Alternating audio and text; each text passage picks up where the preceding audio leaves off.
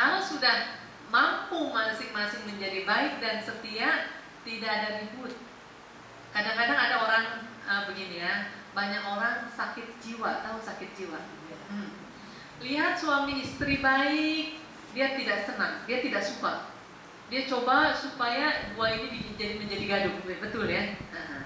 Tapi kalau suami ini membuat dirinya menjadi baik dan setia, istrinya juga sama membuat dirinya menjadi baik dan setia, semua dua-dua ini tentu tahu. Karena dia kualitasnya baik, tentu dia akan mengetahui kualitasnya pasangannya juga yang baik. Seandainya ada orang yang jealous, tetap tidak bisa dibikin gaduh. Selama orang masih bisa dibikin gaduh, berarti belum membuat dirinya di posisi yang tepat.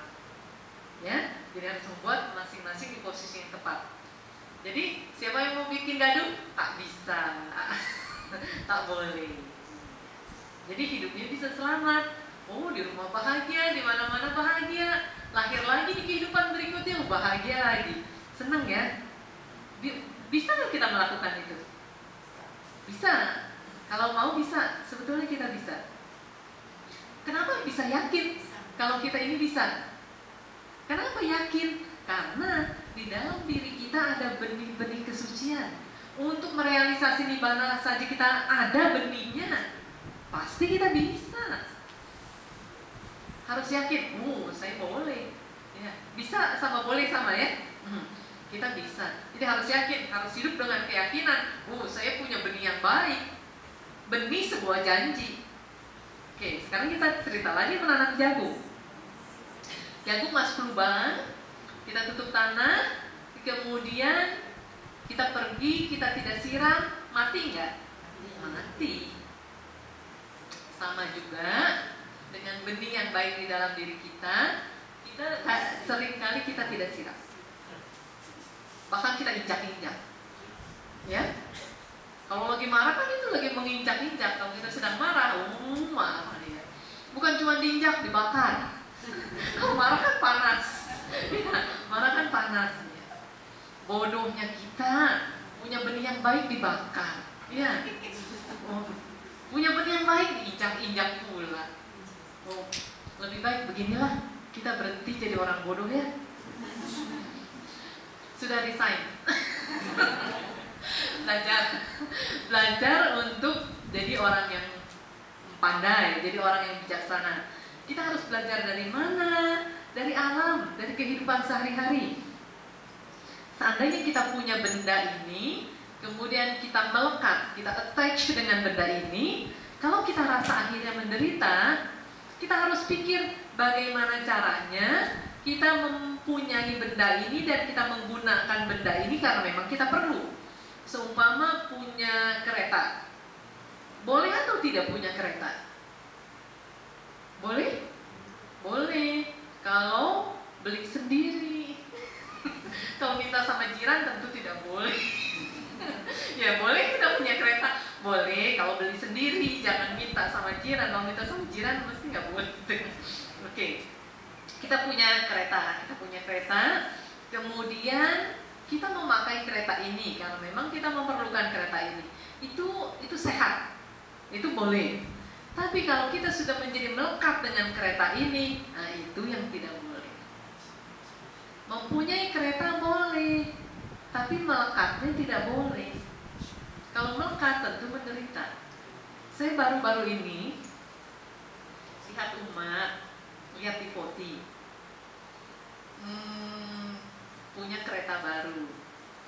Biasanya umat ini senang mendengarkan Dhamma Talk, itu senang. Nah, senang ini maksudnya suka, maksud saya. Kalau di sini senang kan artinya mudah gitu ya. Maksudnya senang ini suka mendengarkan Dhamma Talk. Karena keretanya baru, dia tidak dengarkan Dhamma Talk. Apa yang dikerjakan? Dia jaga itu kereta. Di tepi jalan pula. Orang-orang yang lain masuk nyaman, sedap, ya. Dia di tepi jalan jaga kereta. Kasihan. Lebih baik punya kereta yang tidak bagus, ya. Hati tenang, hidup pun enak. Ya, kereta bagus membuat menderita. cerita tentang kereta lagi. Ada orang yang memimpikan, sangat ingin punya kereta yang bagus dan harganya mahal sekali. Akhirnya dia coba mengumpulkan uang, dia menabung, dan uangnya cukup, dia beli kereta. Hari pertama punya kereta yang bagus, dia pergi keliling kota dengan bangga. Dia sangat bangga sekali. Kemudian saat di tepi jalan, dari dalam, kalau gang lorong kecil jalan, ini jalan utama, kemudian ada yang lorong kecil.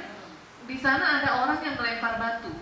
Mobil baru mahal kena batu.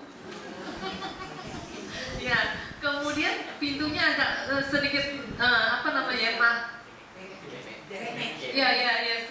gepeng. Ya, masuk ke dalam sedikit ya, rusak. Capnya ya rusak. Dia tengok, dia turun dari kereta, dia tengok, dia marah. Dia cari siapa ini yang membuat ini, yang berlaku ini. Kemudian dia masuk ke jalan kecil, dia lihat ada anak kecil dengan ketakutan. Kemudian anak-anak itu minta maaf, itu saya yang melakukan. Kemudian orang ini sambil marah, dia tanya, kenapa kamu melakukan itu? Dia bilang, saya sudah berulang kali meminta kereta berhenti, tapi tak ada satu kereta pun yang berhenti. Kenapa kamu meminta kereta orang lain untuk berhenti? Karena saya tinggal berdua dengan adik saya, tidak ada ibu bapak, dan adik saya sakit. Jadi maaf, saya terpaksa melakukan ini. Kalau saya tidak melakukan ini, tidak ada orang yang berhenti. Akhirnya orang ini yang punya kereta baru, coba saya mau tengok adik kamu. Ditengok, betul adiknya sakit. Dan apa yang dia lakukan? Dia angkat anak kecil itu yang ya tentu kan kotor, pakaian dia angkat, dia bawa, dia kasih masuk ke keretanya, dua adik beradik ini, dan dia bawa ke hospital. Selesai di sana, dan dia tidak pernah mau memperbaiki pintu mobil yang kena batu. Ya, dia tidak pernah mau, karena di situ dia ada inspire. Begini maksudnya, jangan sampai ada peringatan baru saya berhenti, atau jangan sampai saya mengabaikan peringatan. Peringatan tahu ya? Jadi saya tidak pernah mau lagi mengabaikan peringatan. Ibu bapak dan saudara-saudara sekalian, kita ini sudah banyak sekali mendapatkan peringatan, tapi kita tidak tahu. Kita laju terus. Seperti anak kecil itu sudah memberikan peringatan, laju-laju sampai kena batu baru berhenti. Dan dia tidak mau. Nah, kita juga sama. Peringatan sudah berulang kali. Kalau Anda melekat, Anda menderita, Anda melekat, Anda menderita, tapi masih terus melekat dan masih terus beli barang yang baru, walaupun tidak dipakai. Ya, baju baru, pinggan baru, ya, ibu-ibu banyak pinggan yang baru, tapi juga banyak yang nggak dipakai. Beli mahal-mahal, keluar lagi yang baru, banyak fungsi, multifunction, beli lagi. Mau dipakai, sayang, mahal, takut rusak, simpan, masuk lemari. Oke.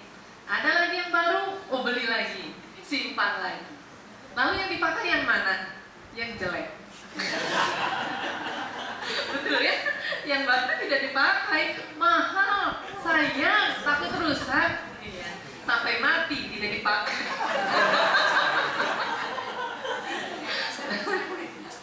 Begitupun dengan pakaian. Banyak orang yang mati, pakaian yang barunya belum sempat dipakai. Ya, betul. Saya, nanti ini cerita soal peralatan masak yang belum dipakai dan cerita baju yang banyak yang belum dipakai. Kita cerita peringatan dulu ya, peringatan yang tadi. Banyak sudah peringatan yang ada tapi kita abaikan. Sekarang gini, saya mau confirm, betulkah kalau ada benda yang kita melekati kemudian kita menderita? Betul, oke. itu sudah berlaku berulang kali atau baru 10 kali? Beratus dan beribu kali, ya. Tapi tidak pernah belajar. Kembali kita adalah orang bodoh. Ya. Oke. Sekarang kita belajar ya. Begini, semakin banyak benda yang kita miliki, semakin banyak penderitaan. Ya, semakin banyak benda yang kita miliki, semakin banyak penderitaan. Begini, kita melekat ataupun tidak melekat, kita pasti akan lepas dari benda itu. Oke. Seumpama saya melekat sekali dengan benda ini, melengket. Ini benda ini melengket di kulit saya. Saya melekat atau tidak melekat, suatu saat harus lepas.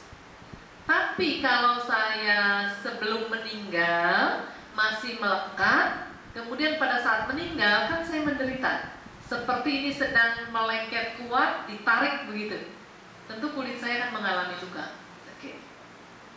Kalau kulit yang luka masih tidak apa-apa, ada dokter di sini. Ya. Tapi yang luka bukan kulit, batin yang kulit. Cari dokter di mana? Cari dokter di mana? Buddha. Ya. Kita harus belajar pada Buddha bagaimana caranya supaya tidak melekat. Karena Buddha adalah dokter untuk batin kita kan. Tabib yang bisa menyembuhkan batin kita adalah Buddha. Ibu, bapak, dan saudara-saudara sekalian sudah ketemu tabib belum? Sudah ketemu Buddha kan?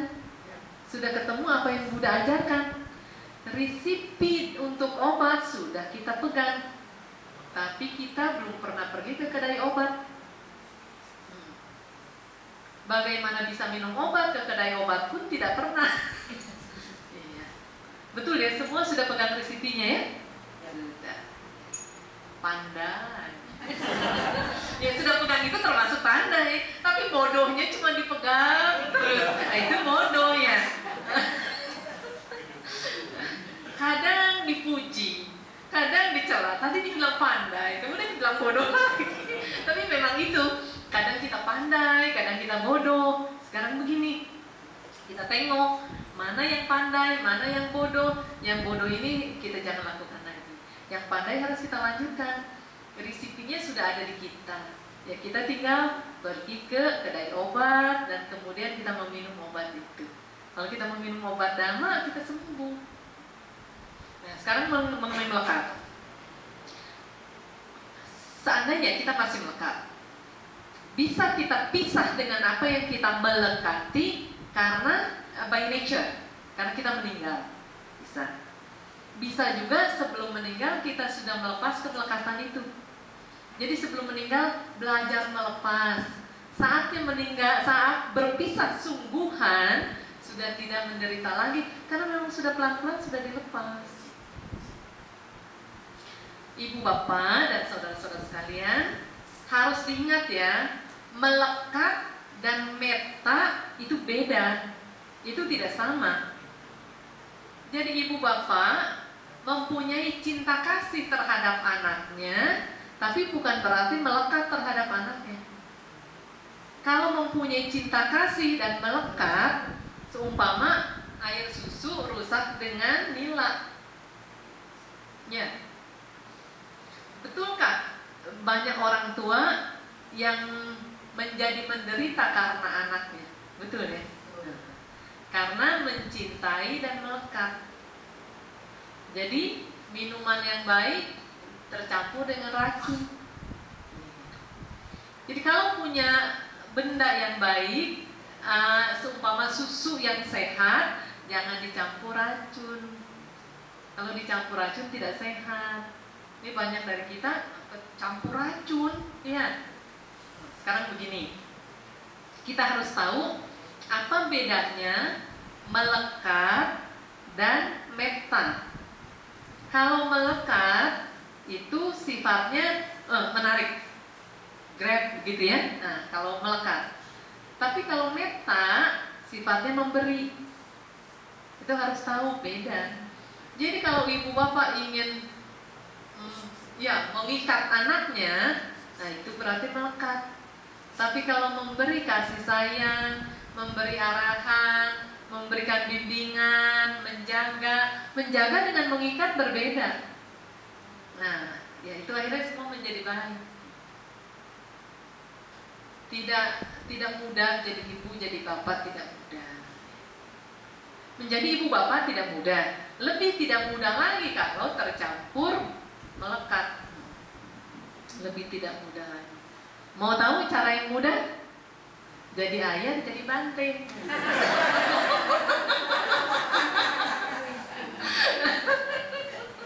Cara yang mudah ya. Tapi kalau mau ambil cara yang susah, bolehlah.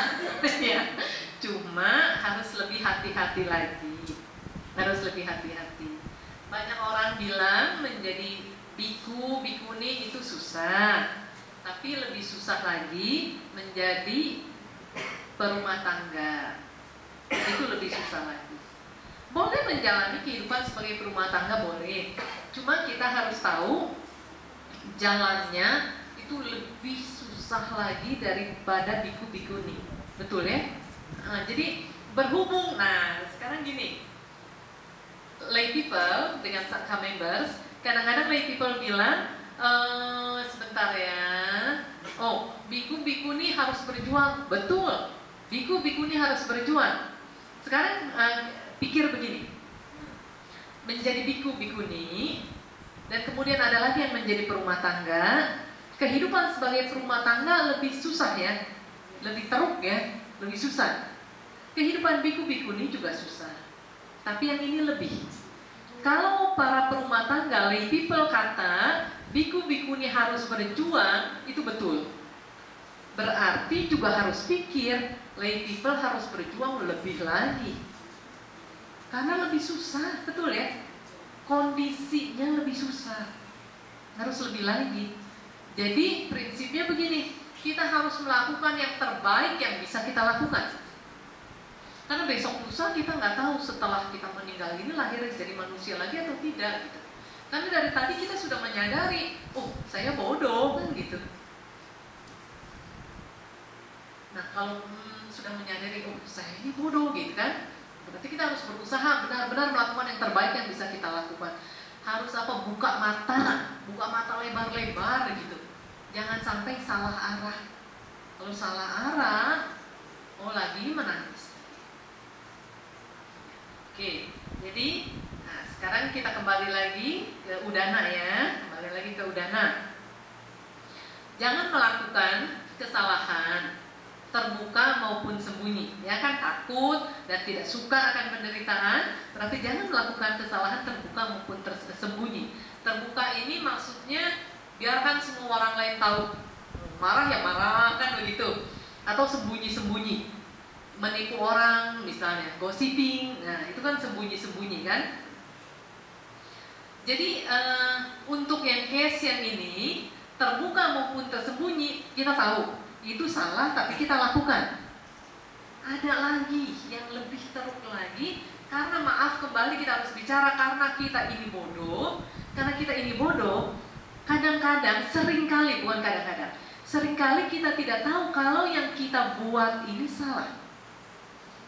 Kadang-kadang kita tidak tahu kalau yang kita buat ini salah. Jadi itu tersembunyi di mana? Tersembunyi di dalam kebodohan kita, terbungkus oleh kebodohan kita sampai kita tidak tahu yang kita buat ini salah.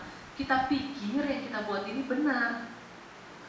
Sebelum orang-orang mengenal 5 precepts, pikir kalau ada seumpama mau beli ikan, mau masak ikan, di pasar ada ikan yang hidup. Karena belum tahu mengenai Pancasila, dia boleh beli, dia boleh potong. Dia pikir itu tidak apa-apa. Memang umum orang semua berlaku demikian. Tapi setelah mengetahui kalau itu adalah tindakan yang tidak betul, kan semua mulai mundur, semua mulai tidak mau melakukan itu. Ya. Semua mulai tidak mau, kalau masih hidup saya tidak mau. Walaupun mungkin enak, walaupun mungkin bagus, saya tidak mau. Dulu terbungkus dengan ketidaktahuan. Saya tidak tahu kalau ini tidak boleh. Sekarang saya tahu. Itu sudah kita tahu. Masih banyak lagi hal-hal, soalan-soalan yang kita masih belum tahu. Jadi masih tersembunyi di dalam kebodohan kita. Oleh karena itu kembali lagi, tadi kita sudah bicara tidak boleh malas dalam meditasi.